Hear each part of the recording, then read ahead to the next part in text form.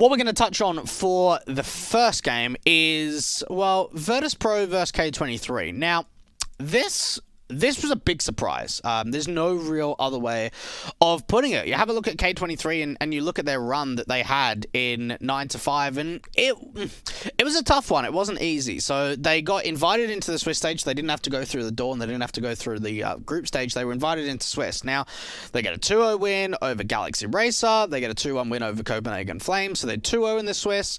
Then they go down to Heretics, go down to Alternate Attacks, finally win out against Contact, which puts them up against VP in the first round of the playoffs, where we saw some magic happen. So I'm going to touch on these games very briefly. K23 against Galaxy Racer, pretty simple series, 2-0, some pretty impressive performances. Mo, the in-game leader, the AWPer of this team, I should say, Nealon's the in-game leader.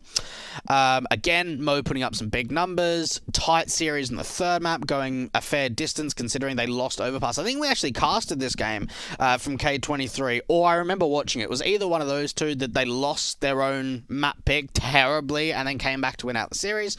Up against Heretics, had a pretty tough time with Python being the new player on this lineup, but Heretics are kind of falling apart at the moment.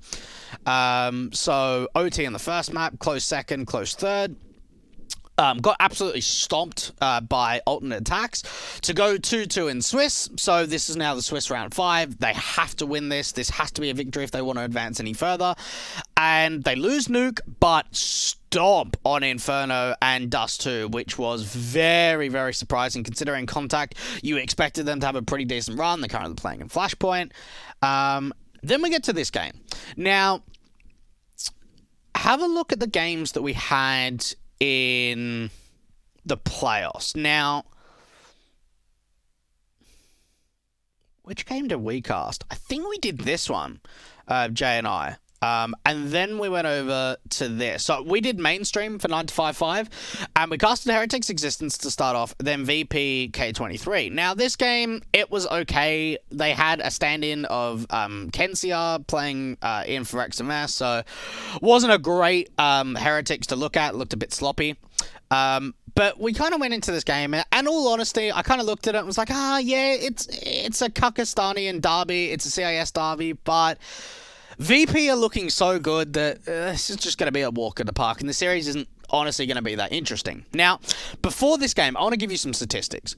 In the last 3 months, just before this game, so a couple of hours before, VP had won 44 out of 54 maps played in the last 3 months. That was over an 80% win rate, and they were on a 20-game winning streak. Let me run you through some of the names that they faced off against.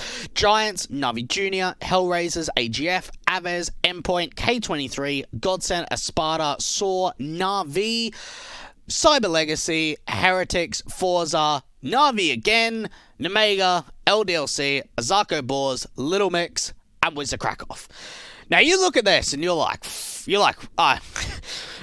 damn. Okay, VP are on top form. Now, in the player break, they didn't play a single official throughout July and August on HLTV. They come out of the player break and they're looking great. Like, under the VP banner, this is the best we've seen for them on a really good streak.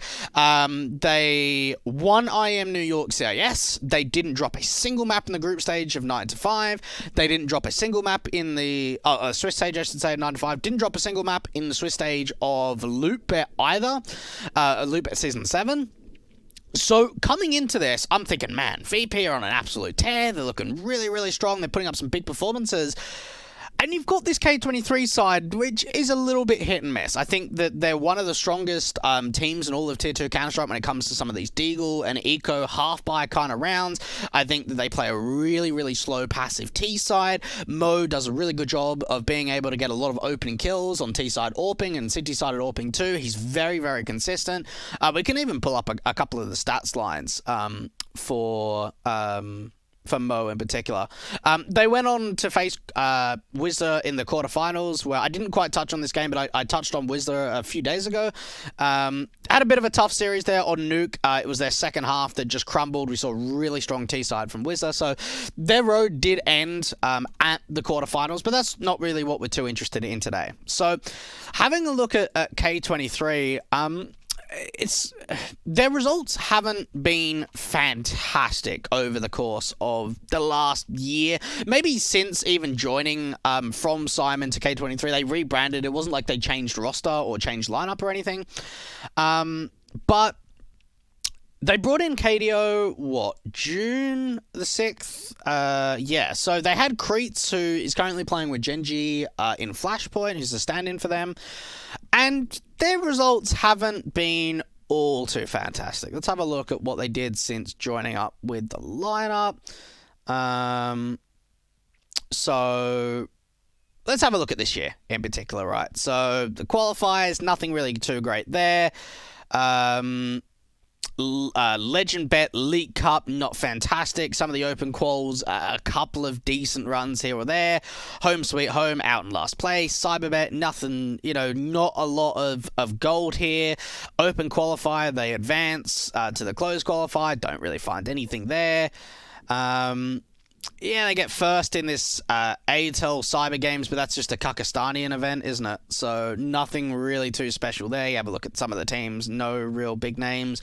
Maybe Winter from 100 Ping Gods, but nothing really. Fitch too, but not any big name teams. That was a pretty easy event.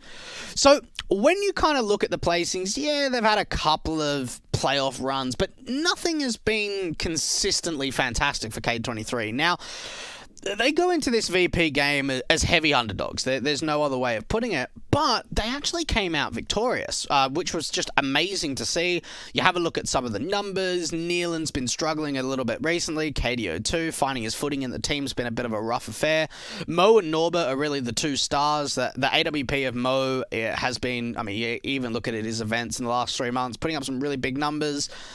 Only going negative in a few events for the most part. He puts up some big ones. Positive 81 in 955 was obviously a big performance from him. So yeah, I want to touch on in this game in particular, kind of look at how K23 were able to get such big of an upset. So let's get into some CS. K23, single AWP out for Mo. Now, you have a look at the buy. No kit up for the CT side, so it is pretty limited on the utility standpoint too. You've got Neelan with 3 sets of util, Norbert with 4, Mo with 1, Kios 2, KDO 2, or 3, I should say. 3 incendiaries. So they do actually have quite a lot of incendiaries. Quite limited in the full util camp, but what can you expect when you're down 0-3 where you didn't really do too much damage in that last round as well? Pretty fast play coming out from Yakinda, just running down through mid, not seeing anything out from that mid control. Now, for the last couple of rounds, VP have just walked out from long house. They've just got long control really easily, so Mo and Norbert have brought their attention out from long, and they've seen nothing. They can leave a single player here, Norbert can go back to the side, and just leave Mo to hold this AWP. Now, even the flash-off angle doesn't force him back. He still looks to go very, very aggressive. Sanji's just jiggle peeking. Think he got a little bit of info, may have just got a bit of a shoulder there. It does some damage onto the AWP too, but it allows Norbert to aggress out to a very, very up close and personal position. Sanji with the spam though is getting just so much info. Norbert actually swings. That's such an insane duel. The confidence he has rather than just falling back to actually swing out and find that pick. Now, K23 are actually running a pretty heavy B stack, and Norbert even wants more. He's aggressing again. You've got KDO holding close tunnels. You've got Kios having a bit of a crossfire on the site, and then Neelan watching for the mid to B.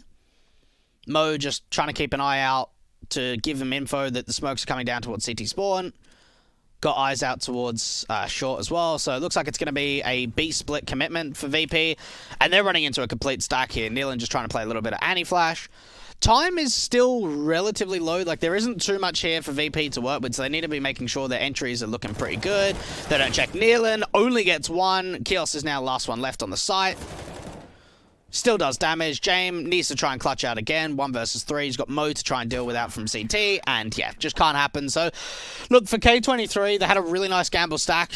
Good read on the situation that VP might have been leaning into a B split. I don't know if they were just reading that. It was just a bit of a gut feeling. But Yeah, we saw obviously Nealon, Norbert playing very aggressive from Longhouse. We saw the AWPer of Mo looking in for a sight line around this car position towards short and through CT. So he gives the information that the mid to B smokes are coming out. They don't check this position here from Nealon, and then you've got KDO close sight, and you've got Kiosk playing back box too, or back Xbox. So a good crossfire being set at this B bomb site from K23, and VP just run into a stack. They take their own tactical timeout. So okay. Trading was okay, probably could have been a little bit better. We did run into 3 CTs at B. We need to be making sure we're checking our angles. Do we want to do something a little bit different? Do we want to go back out to the long challenge we found in the early game? We were pretty successful with it. K23 are running double AWPs. Now, they're a side that don't really run double AWPs all too often outside of maybe Dust 2 and Train. Mo, a lot of the time, likes to be very solo, play by himself. Kiosk picks it up every now and then, so they're running double AWPs going into round 5. And obviously Mo was able to hold on to his AWP from last round, and Kiosk picked up James one, so they didn't have to reinvest into a secondary AWP. Now, it looks like it's out to the long contact again for K23. This time around, though, not really being too aggressive about it. And what actually we didn't quite catch there was Kiosk is holding the midline with the AWP, and Mo went for an opening pick. So we might actually go back and just check that out just for a second there. So Mo going for the opening sight line up towards T-spawn. Kiosk is backing him up, looking in towards suicide, and then this is when Mo makes the play. He's got Kiosk backing him up, looks into the lower tunnels, and catches off just the lurk play towards B from James. Simple kill, and then you can see as soon as he back it off, Kiosk is waiting for the swing to come out from the short players. Doesn't happen at all, so opening pick goes the way of K23, but they just brute force their way out on the T side from long. Norbert just gets completely blind, completely just wrecked, and now KDO is going for a bit of an aggressive play, pushing into the upper tunnels, getting a bit of info. Okay, we haven't really seen anything out from B, but they're wrapping in through T spawn, so KDO could get a lot of info here. You can start to hear the footsteps soon enough as well. See if we can get best silence for a moment. No, I think they're walking now. Yeah, so nothing would have been heard here. Oh, this look at this read though coming out from KDO. And for VP, there's just no way you expect someone to be this aggressive after Mo went for an opening pick towards lower tunnels. First kill, KDO. Man, he even gets 2. That was a really nice play there from Yakinda, jumping over to try and at least bait out the flick up to try and find the trade a little bit easier. But what a hold coming out from KDO, getting 2 picks over at B. Or in the upper tunnels, I should say. Nealon's now rotated over. Kiosk brings out the AWP. Little bit of a gap towards the left side of that smoke, but it's not going to make too much of a difference. Double AWPs. Ooh, missed timing there coming out from Mo, but they've still got Nealon playing a bit of an off angle on the side. Kick it just tries to force in the bomb plant. And Yakinda goes, well, I'm last one left. This is pretty much just over. So 1v2, or 1v3, I should say. Not too much that he can find here. Good shot coming out from Mo with the AWP. So shutting it down, a couple rounds in a row now for K23, where they've had quite a lot of players staying alive. So now VP, especially in the gun rounds, have had a tough time dealing with this double AWP setup of Mo and Kiosk. They've been moving around a little bit. Kiosk has been playing mid, out towards B anchor. Mo's been playing around car, out from the long contact. So both AWPs are being very versatile on the map, moving around a lot. Straight away, going back into the long contact. Mo's got a good spawn. Fast out. AWP only gets a leg. Follows up with a little bit of utility. Wide swing from Yakinda. Now, Norbert's kind of stuck in this car position. Mo just escapes. Now, Norbert needs help. Mo needs to be able to somehow set up a crossfire. Smoke goes down. That's actually a really nice play. Unfortunately, that smoke was a little bit too far to the left. If Norbert was able to push that smoke to closer to him, it would have made his sightline to get out of that position a lot easier. But Norbert escapes, Mo backs him up. They can boost Mo towards the site with the AWP. So a difficult situation for a rush out for a long challenge, but they actually come out on top of it. And look at what's happened elsewhere on the map. So what we've seen is while this long contact has come through where Mo gets a tag, the T's just run out, they get Yakinda into the pit, Sanji's here out from long as well, maybe they're trying to go for an A split, get an Xbox smoke down, maybe go for a short commitment. KDO and Kios, who have been the B anchors, are just clearing the upper tunnel. So they go, right, Nealon, you go over there, mate. Because Nealon was the mid player. Mate, you can just go straight back over. Let's have a gamble stack towards this A bomb site. So a lot of information has gone the way of K23. They've even boosted 2 players up to the site now. Mo got boosted up a little bit earlier. Nealon goes up too. And even for KDO, simple kill. And VP are like, they've pushed upper tunnels. What's going on here? We saw KDO doing a very similar play in a previous round where he got into this kind of a position. Smoke goes down, and rather than fighting, it looks like he just wants to fall back to site. It's a pretty disciplined for KDO to at least reposition. He doesn't really need to take another challenge. He can if he wants. And that smoke and pressure coming into upper tunnels is now actually forced VP to go back over to the long contact because they got Yakinda into pit really early into the round. Nealon, as soon as the flash comes out, will probably just smoke down towards the site. There it is. Molly, Smoke, trying to play the time. Now, they have actually baited out a fair bit of util from the city side. Kios has got a flash, and he's nowhere near the site. KDO's the B player too, and he's just got no util. So, or I should say very limited util. So, Nealon, Norbert, and Mo have pretty much extinguished everything that they've got. But they've got a very good read on the situation. You've got Mo working with a bit of a gap in that smoke towards the ramp control, and that was the smoke that Nealon put down on the side. Allows a bit of a sight line to come in here for Mo. They've got Norbert that can spam through, and Nealon on the site. So we'll have to wait and see exactly how this crunch comes through. Time is so low. Look at the damage that Nealon's done too. VP just need to get the bomb plan in. Great opening kill goes the way of Sanji. Oh my goodness, they're actually going to make this work. Kios with the jump spot maybe? No. They actually let him go get the bomb plan in. Good shot coming out from the secondary AWPer. Mo and KDO now in retaking positions. Kick it. Oh, just gets caught off on the edge of the smoke. Buster's now the last one left. 1 versus 1. KDO's the last one. Buster can't find it. So for K23, really strong retake there. The AWPers did some really great damage. Mo and Kios backed each other up really nicely. KDO ends up getting 3 kills, cleans up the round, picks up the AWP. So obviously with one player staying alive, it does mean that there's no opportunity of recovering the double AWP setup, but look at the streak now. 4 in a row. Yeah, that was a much closer round, but another good read from K23 because they pushed in the upper tunnels and they got that info. So, going into round 11, we're getting to a point now where VP have really got a handle in the economy standpoint. They've been able to build up their economy really nicely. You've got players around the 7k mark, some even higher, Buster a little bit lower. And then you look at K23, they've got no kits, light utility, single AWP rather than double AWP on a Kios. Out towards the long contact. Now, they've got Nealon towards pit. They have taken a fair bit of damage onto Norbert. And Mo just retreats back towards the site. Fast upper tunnels control coming in for the T side. Sanji has known in the past that Norbert's gone for some really aggressive plays out from Longhouse. Having a bit of a strong crossfire here from the city side, but another mid to B commitment potentially on the cards. Buster just trying to sell a little bit of info. KDO is even watching from mid, so they've got a bit of a crossfire here. Mo's watching mid with the AWP. You've got Kios looking in or jiggle peeking to the upper tunnels. KDO might just get wide swung upon here, though. Ooh, only finds 1. That was actually a really nice trade there coming out from Buster. And that bomb gets dropped, so they get the info of what's going on. They bring Mo over to B rather than continuing holding mid. And this is something that I mentioned just before, is that we saw Norbert making some really aggressive plays throughout the longhouse. This time around, it's Nealon. He's pushed forward through through bedroom, and he's been able to just wrap completely to top mid. They've just got no idea, the mid players, that this is even a potential.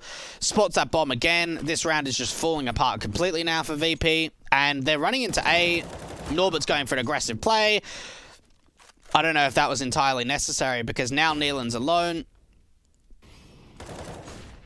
doesn't quite connect onto the kill, but look at the damage they've done. Buster on 13 points of health, Jame on 7, but they're now bringing this back again. 2 versus 2. We've seen a lot of back and forward mid rounds between both of these sides. Molly comes up, Mo's coming in. He realizes the information that both players are low, so he can just try and connect with a pistol rather than the AWP. Jumping over, Jame, oh, good headshot coming out for Mo. Buster now 1 versus 1. But Mo wins it out. So a clutch finally goes the way of K23. They pick up their 4th round. It was pretty expensive considering that they had a 4-on-2 advantage and probably should have been able to convert that round with more players alive if we didn't see more aggressive plays coming out from them. But a round is a round. Now there's an instant reset potential here for the City side considering it went down to a 1vx situation. Look at the kill distribution too. No one entirely popping off for K23. We had a big streak of 4 in a row. Lost a bit of momentum. We're able to respond back with a big clutch. And even look at the buy. I talk about the reset potential going into the next round. Look at even what that's done to round 12. You've got an AWP that was saved in, backed up by an M4, 2 FAMASas, and an MP9. So not great weaponry coming out for the CT side. Fast out against Long again. This time around, though, the flashes actually work in favor of the CTs. And this is what we've seen, is they get the opening kill towards Long, and we've probably seen 2, maybe even 3 times in this first half alone, they've gone for upper tunnels aggression. Mo is with the AWP out from B, which is pretty unregular. It's normally been Kios and KDO being the 2 Biancas that are getting aggressive, but they've actually brought the AWP out. Shot comes in for Mo, they've got a 5-on-3, and for VP, they're like, alright, well, they're everywhere. They've got control of Longhouse, they've got control of upper tunnels, Mo's even going back to maybe have a look out towards mid. So for VP, it's all about bringing back one of these mid rounds, which they have done, I don't want to say on a consistent basis, but they have done relatively often on this first half.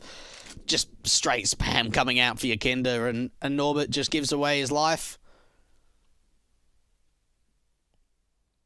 Into the upper tunnels. Yakinda's so low, so there's not really much he can offer on 1 HP. Maybe just try and sell a bit of a fake towards Longhouse or cut off rotations is a potential.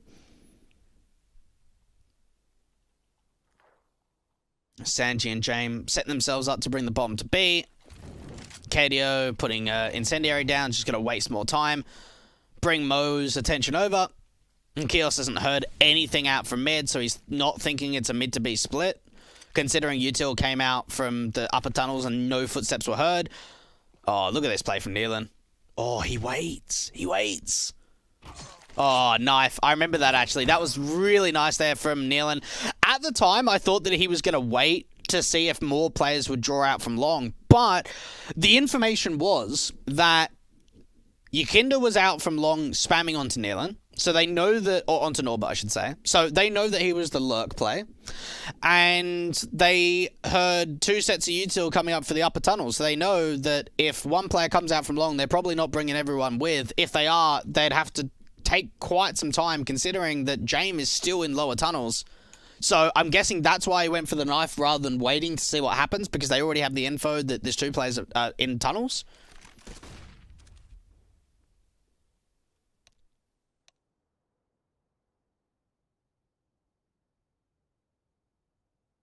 Jame now 1v3.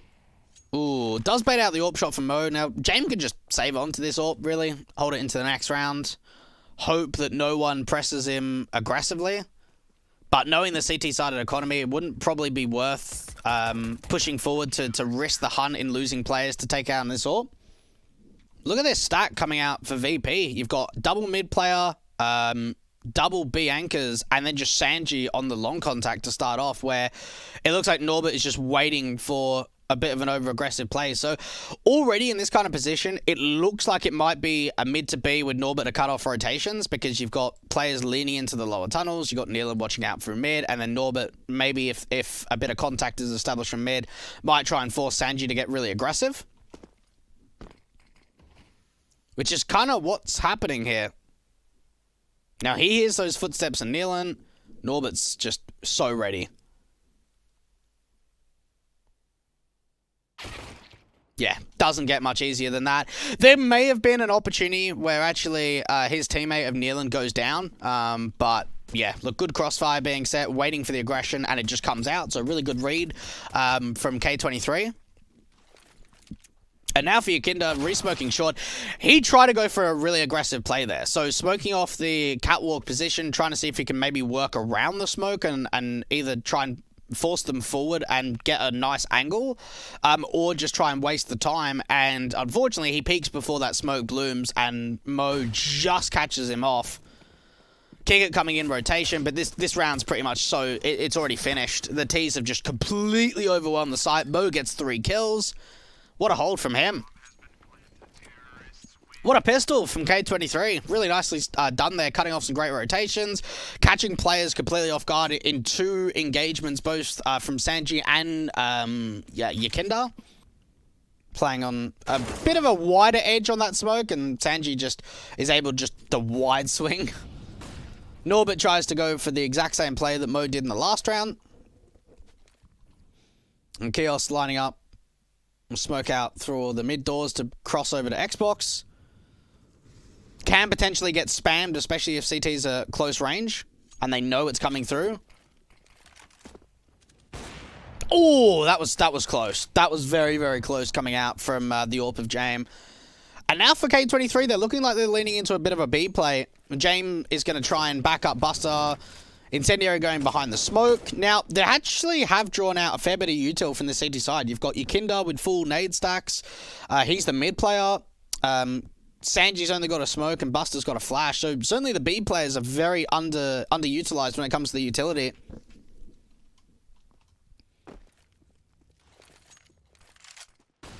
Flash in allows Buster to get to hug the right wall. Now, Nealon's been able to sneak out through mid while the rest of the players are setting themselves up for the B-site exit. Oh, great opening exchange. And even for Jame, he's really pressured here at B. What a nice exit to come out from K23. You see the first pick coming through onto the B site from the players coming out. Nealon's able to find one of the rotators of Kick It. And now Jame is just going to be so overwhelmed on the site. Finds one, needs a little bit more. Can't even do anything else. So Yakinda does get one. Where was he? From CT, just on the edge of the smoke. 2v2 post plant, very winnable for the T side here. Now Yakinda does have full nade stack, or at least a fair bit of util, so he can maybe try and use the molly to try and force out a player into the open. Smoke looking to come into the tunnels. Molly for car, maybe? Yeah, look, unfortunately, Nealon's got a bit of an off angle. Swing. Oh, perfect timing on that swing. Now Yakinda's last one left, 1v2. And they just slow it down, K23. They don't really force anything too aggressive. They're just waiting for the contact, waiting for the overextension, and then Nealon, just so much confidence, just like a madman, just swings out right at the end. Make sure that no weapons can be saved in for the VP sword. And now we're getting closer to a tied up scoreline once again. 10-11. VP. It's been close. It's been very, very close between these two sides.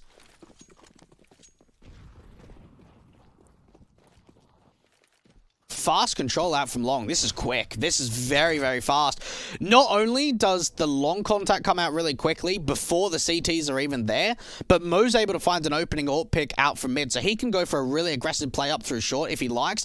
And for K23, they're looking like they just want to mow. They're going really... no pun intended, but they want to go really quickly out from Longhouse. Kios gets a teammate to smoke off his the molly that went into his position. So many flashes for the T side. Mo's gone for another aggressive play. Peeks out towards that short contact, so straight away after finding that opening AWP kill, he goes for another aggressive play, runs up through short. This is a really, really quick round to come out from K23, and he finds a second, gets traded. The short players are going quick. But no, what is going on here?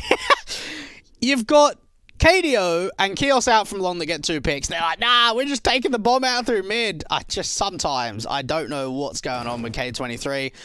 Nealon and Norbert have now gone really deep out towards mid. Nealon trying to take a duel onto Buster to finish off the round. So this should be a save coming out for VP. What a wild round from K23. We saw a fast commitment out from long, a fast commitment from short. Mo was just absolutely holding W with that AWP since getting that first pick. And then KDO just finds 2 out from long and just individuals making some really big plays there. And now for VP, you're probably in a situation where you're sweating it. Just a little bit. You know, they're on a 20-game winning streak. They're looking really, really good. And this is their map pick, and they haven't had the easiest time in the world. Been quite a close dust too so far. Mo with the AWP. Oh, good leg shot onto Buster. So good start coming out for the T side, and for Norbert, he put down a molly towards long corner, but it's a bit of a double pump here out from long. They've given the early challenge towards the CT side. Smoke goes down, and Sanji's just got no idea. They're swinging out. Finds one. Only gets one.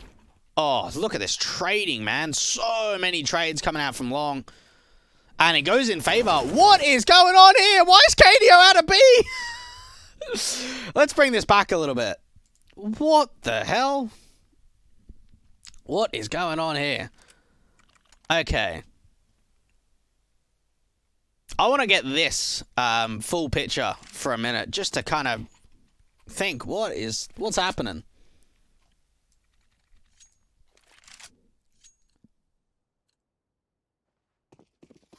So KDO was the lurk towards upper tunnels. You've got Mo that found the opening AWP tag out from mid, and 3 players from K23 rushing into the long challenge. Now, they've brought James here to try and back up with a little bit of util for both Yakinda and Sanji to cross at least one player towards pit, which they have been successful in doing so. They've got Sanji into the pit position. Now, smoke coming down towards B allows KDO to get on the left side of the upper tunnels rather than being stuck on the right side and being worried about this back plat position. So, double pump comes out from long.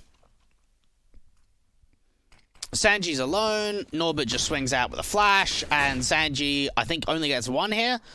Now, that brings a bit of attention back. Sanji finds one, gets traded, and now we see some really wild trades coming out between James and Yakinda, because they just keep fighting. And you look at a position, you're like, what's KDO doing here? Like, is he expecting the rotations to come out from B?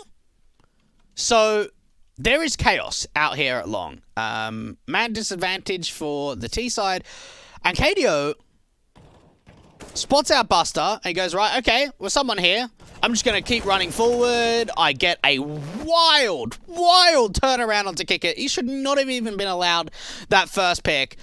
And he's still going. He goes, you know what? I reckon I could deal with Buster. Now, I don't know if that was relayed over that Mo got the tag, whether he knew about it. But with Buster already being tagged up, it meant he was really low. And Katie goes, right, you know, I've got B here, guys. Let's rotate over. That brings Mo and Nealon so quickly out of that long challenge. And now to sort of swing out from mid.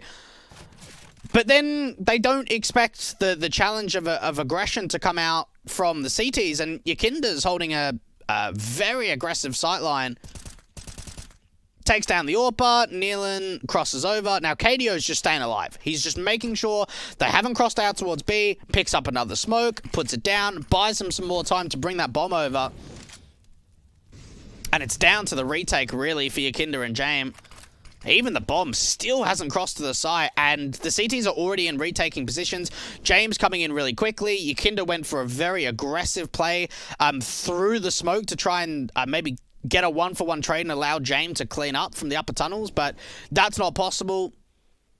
USP, taps up. Now it's Nealon in a 1 versus 1. He goes, right, know exactly where James is. I've got so much time to play with here. He can try and bait him out, play some mind games. And just sticks the plant. Don't try and do all this funny business of drawing him out into the open. Oh, like, That's so risky, too, for Nealon in that 1v1. He knows that James in upper tunnels, and he looks to try and take a fight. Doesn't win it in the first exchange. James out, and Nealon hasn't repositioned at all. You'd think that maybe after being seen, he maybe swings out to the left and tries to get a bit more of a different angle, but he's holding the exact same angle, except lower down, and James just can't find the shot. Nealon gets a really great pinpoint angle on him. And this is now 4 in a row for K23, and for VP, you're thinking, man, what's going on here? Like, how was KDO just able to run out B, get 2 kills when he was by himself? K23 getting a big streak of rounds together, building up some confidence, building up a nice economy line, looking to try and take some long control early round for the CTs, but really... And not the first exchange. Mo hasn't seen anything. He's waiting. Smoke comes out with flash, and now the CTs take it. Nealon's been able to push very aggressively out through mid, and they've just left Sanji to be the aggressive long player. Outside of him, James gone back towards the site. They've rotated Yukinda in towards CT. Or Mo had an opportunity there, or at least a chance.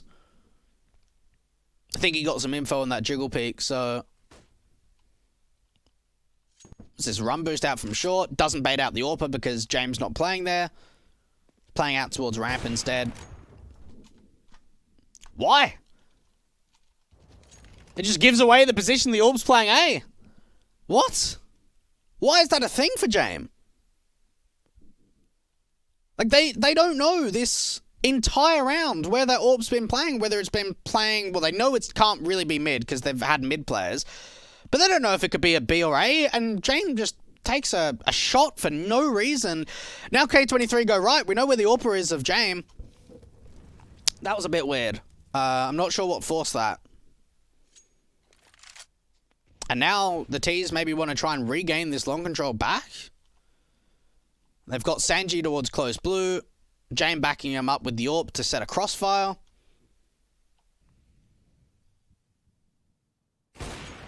First kill goes the way of James. Sanji. I tell you what, good crossfire, actually. He finds one. James finds one. Oh, timing, though. What? Bro, what is that timing, man? That looked like that was done. 5 on 3. Man, James gets caught out with the utility. Sanji gets caught off 2.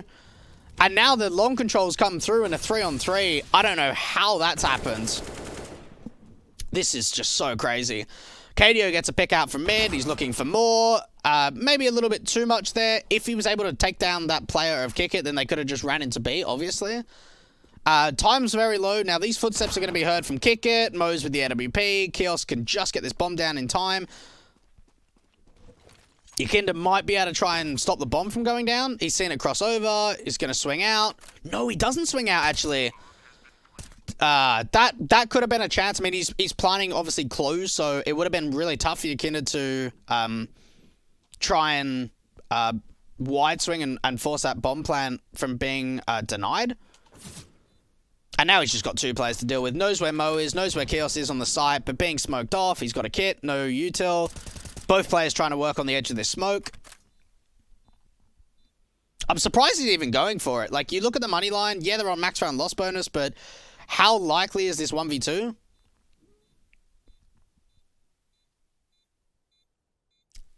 Is he giving up? Yeah, I think he's giving up now. What a streak from K23. Is there a swing potential? Oh, there is. Ooh. Oh, okay. Yukinda actually holds onto that M4. I did not think that was going to happen. And he picks up an AWP, man. All right. That was a big round from Yukinda to at least pick up that big green gun. That's a pretty big achievement considering the circumstance of where he was in. But now you're looking at 6 rounds in a row, and they've been close. Like, there have been a few that have been down to the wire, a couple of convincing ones, but they've been close. And K23, like, their mid-round, they've been so wild. KDO's been doing a really good job of just forcing these really weird rotations. Not the rotations are weird, but where he's playing them from. Like, the long challenge comes out. It's a 5 on 3 for VP. They turn it back into a 3 on 3, dealing with both Sanji and James. And then KDO's just, like, standing right here. Just, like, right in the open. to catch off one of the B players. Just wild stuff. And 15 to 11, VP are really struggling now to hold some contention in these last few rounds.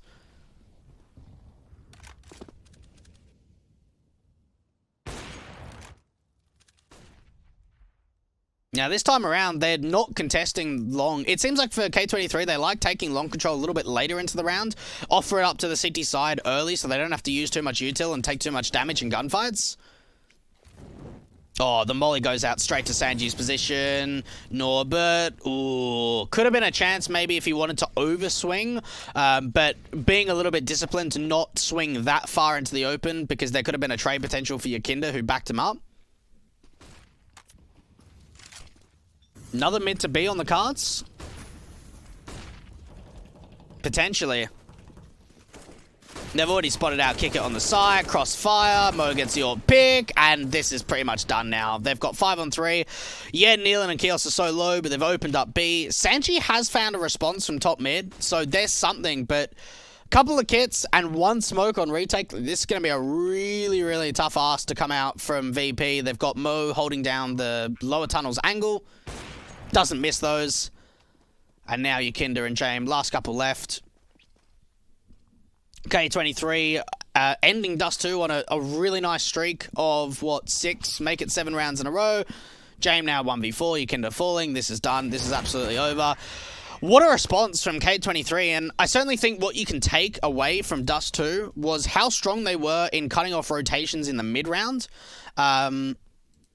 How many opening tags or opening kills Mo was able to find, and how many situations they brought back being down numbers. We saw 5 on 3s, we saw 4 on 3s in favor of VP, but it still ended up going the way of K23. They had a really great momentum streak towards the end there, 7 rounds in a row.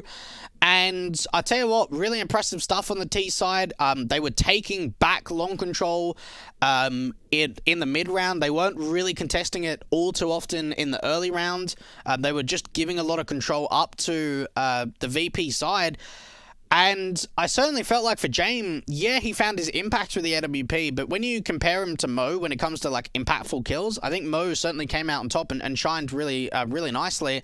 Hey guys, if you've come to the end of the video, it's certainly been a long one, right? Yeah, look, I did want to kind of cut it down to under half an hour, but there were just so many good rounds in there that I didn't want to get rid of them, so maybe it might be a little bit lengthy, and maybe in the future I'm going to have to cut it down a little bit longer, but yeah, look, thanks for tuning in. I'm hoping to get part 2 of this. This is only part 1. Hoping to get part 2 up, hopefully on Friday the 20th. If possible. Is it Friday the 20th? Just let me have a double check. No, Friday the 18th of December, sorry. So, hoping to get part 2 up by then. I've got a really busy week doing 9 to 5 playoffs over the next couple of days. So, yeah, got a fair bit of casting ahead. So, yeah, that's going to be it. Thank you very much for tuning in. And hopefully get to see you again in part 2. Take care.